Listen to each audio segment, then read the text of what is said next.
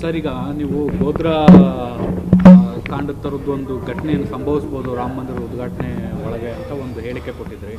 BJP ಅವರು ನಿಮ್ಮ ವಿರುದ್ಧ ಮುಗಿಬಿದ್ದಿದ್ದಾರೆ. ಮತ್ತು ಮಂಪರು ಪರೀಕ್ಷೆ ಮಾಡಬೇಕು ಅಂತ ವಿಜಯೇಂದ್ರ ಅವರು ಸೇರಿ ಬೇರೆ ಬೇರೆ ನಾಯಕರು ಹೇಳ್ತಿದ್ದಾರೆ. ನೀವು ಮಂಪರು ಪರೀಕ್ಷೆಗೆ ರೆಡಿ ಇದ್ದೀರಾ ಸರ್?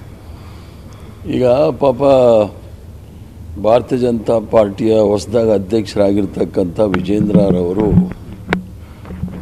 ಒಂಥರ ರಿಟೋರಿಕ್ ಅಂತಾರೆ ಇಂಗ್ಲೀಷಲ್ಲಿ, ಹೇಳಿದ್ದೇ ಹೇಳಯ್ಯ ಅಂಥೇಳಿ. ಇದೆಲ್ಲ ಹಳೇ ಫ್ಯಾಷನ್ ಆಗಿತ್ತು ಮಂಪರು ಪರೀಕ್ಷೆ ಅಂತ. ನಾನು ತಯಾರಿದ್ದೀನಿ. ಮಂಪರು ಪರೀಕ್ಷೆ ಎಲ್ಲಿ ಬೇಕಾದರೂ ಲೈವ್ ಆಗಬೇಕು. ಮಂಪರು ಪರೀಕ್ಷೆ ನನ್ನ ಜೊತೆ ವಿಜೇಂದ್ರನ್ ಕೂಡ ಲೈವ್ ಮಂಪರು ಪರೀಕ್ಷೆ ಆಗಬೇಕು. ಯಾಕೆ ಅಂತ ಹೇಳಿದರೆ ನಮ್ಮ ಯತ್ನಾಳ್ ಅವರು ಹೇಳಿದ್ದಾರೆ 40,000 ಕೋಟಿ ರೂಪಾಯಿ ಹಗರಣ ಕೋವಿಡಲ್ಲಿ ತಿಂದಿದ್ದಾರೆ ಅಂತ ಹೇಳಿದ್ದಾರೆ.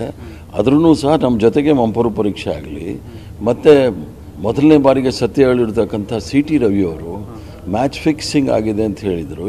ಇದು ಕೂಡ ಎಲ್ಲ ಮಂಪರು ಪರೀಕ್ಷೆ ಆದರೆ ನಂದು ಒಂದೇ ಒಂದು ಇದರಲ್ಲಿ ಇಬ್ಬರೂ ಒಟ್ಟಿಗೆ BJP ಅಧ್ಯಕ್ಷರನ್ನು ನನ್ನ ಒಟ್ಟಿಗೆ ಮಂಪರು ಪರೀಕ್ಷೆ ಮಾಡಲಿ. ಅದು ಲೈವ್ ಇರಬೇಕು, ಸೀಕ್ರೆಟಾಗಿ ಏನು ಬೇಡ, ಲೈವ್ TV ನಲ್ಲೇ ಆಗಲಿ.